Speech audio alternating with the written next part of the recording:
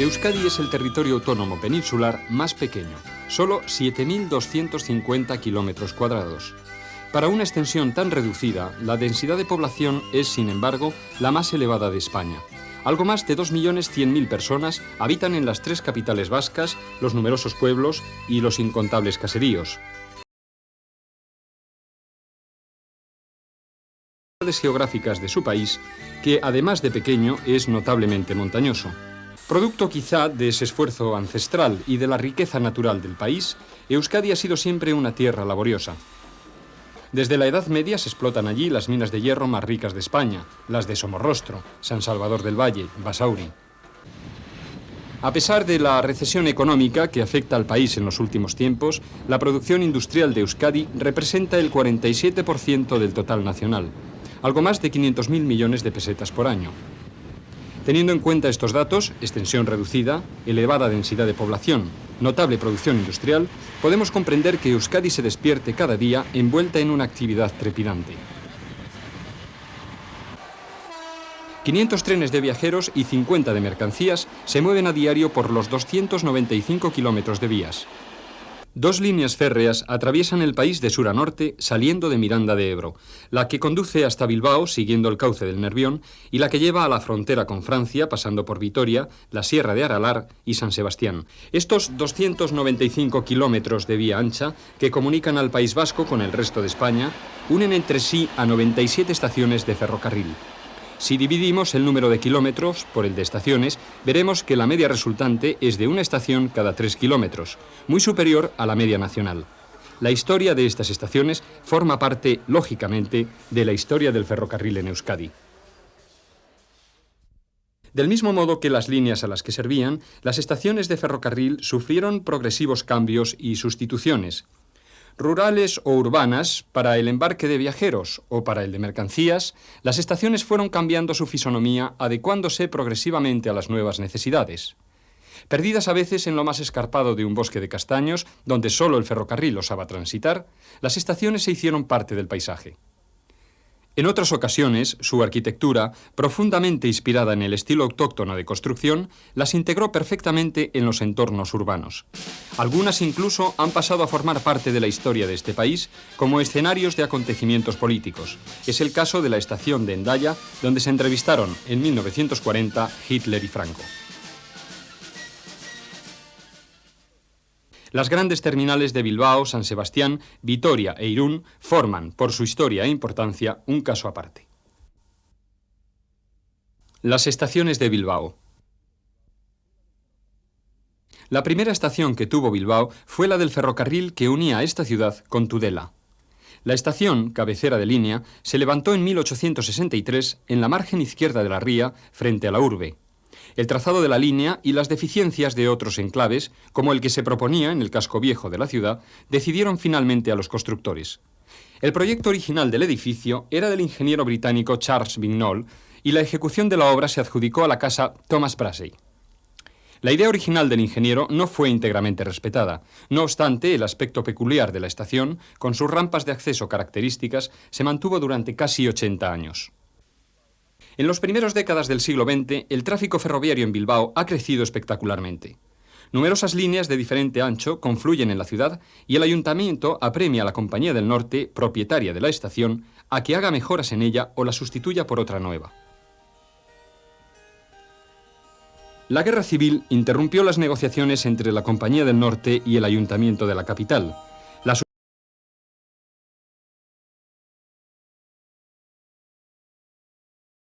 Ferrocarriles Españoles aprobó el proyecto definitivo por el que se demolía la cabecera del antiguo edificio de viajeros y una parte de la marquesina.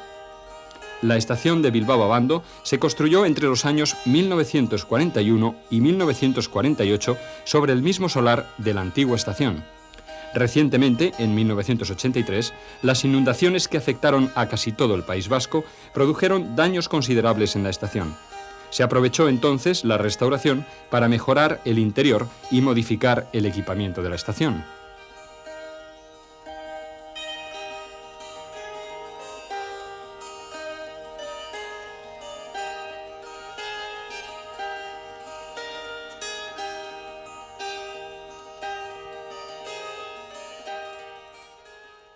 Las estaciones de Vitoria.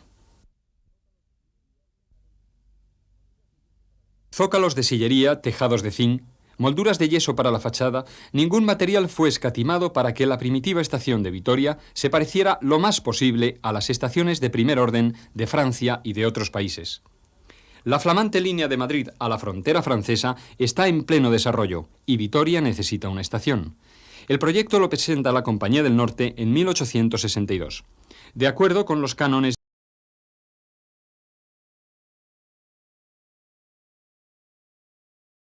para las oficinas. El edificio de la estación permaneció prácticamente igual que en su origen hasta 1930. Sin embargo, desde principios del siglo, las quejas de los vecinos y de numerosas entidades y corporaciones locales que exigían una nueva estación fueron notorias. La estación, tal y como hoy se mantiene, es el resultado de aquellas demandas sociales. La Compañía del Norte, propietaria de la línea y de sus instalaciones, realizó el proyecto en 1928. El edificio de la estación de Vitoria no se ha modificado apenas desde entonces. Su estilo, condescendiente con la arquitectura local, está muy próximo del neorrenacentista vernacular, frecuente en los edificios de la época de la dictadura de Primo de Rivera.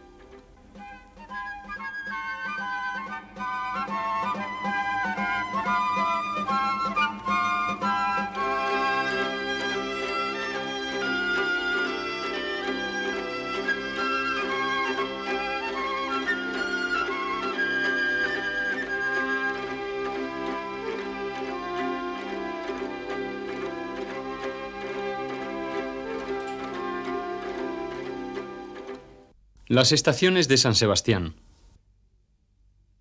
San Sebastián, 1864. La ciudad, recoleta y señorial, va a perder este año una parte de su historia, las murallas, y va a abrir al mismo tiempo una nueva puerta al futuro, la llegada del ferrocarril. La inauguración de la estación, suntuosa, coincide con la de toda la línea del norte.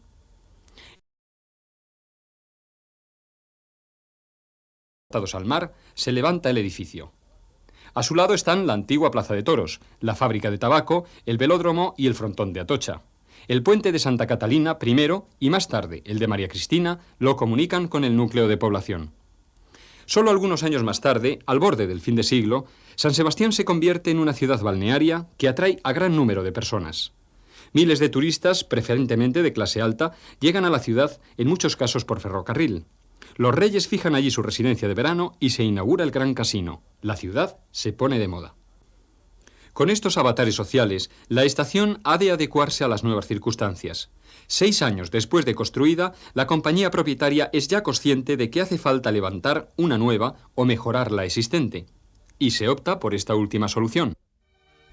Se amplía el antiguo edificio, cambiando la composición formal de las fachadas para darle un nuevo aspecto. La mayor transformación es la incorporación de una gran marquesina metálica de 77 por 20 metros que cubre los 2 primeros andenes. La estructura se apoya en el propio edificio y en un pórtico de columnas de hierro que otorga al conjunto una imagen de gran estación urbana.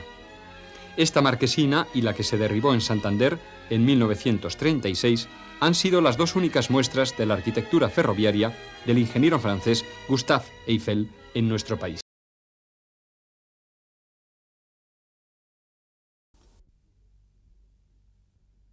El 22 de octubre de 1863 cruza el río Bidasoa, frontera natural entre Francia y España, el primer tren. La última estación española antes de la frontera es Irún.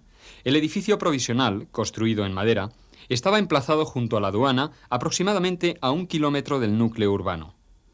La Compañía del Mediodía de Francia sustituyó en 1870 sus instalaciones provisionales de madera y la Compañía del Norte hizo lo propio con su estación 10 años más tarde, en 1880. La nueva estación, hoy desaparecida, se construyó por fases en el mismo solar que ocupaba la primitiva. Como en la estación provisional, los 2 edificios de viajeros estaban situados uno frente al otro.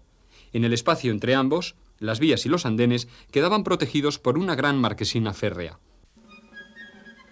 La reconstrucción, realizada tras la Guerra Civil, respetó el emplazamiento y los volúmenes preexistentes, pero su estilo plano y anodino no refleja la magnificencia de la antigua estación fronteriza.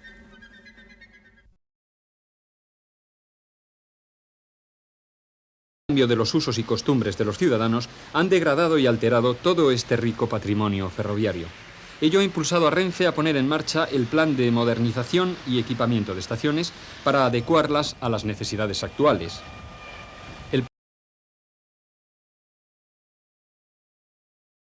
En un mínimo de 55 estaciones.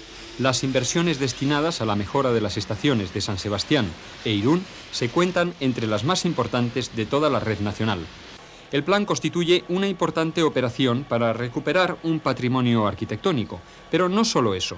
Está previsto construir nuevos edificios y pasos inferiores, recrecer y prolongar los andenes, abrir consignas, mejorar la información al viajero y aumentar los equipamientos en busca de un mayor confort y seguridad. Las estaciones de ferrocarril en Euskadi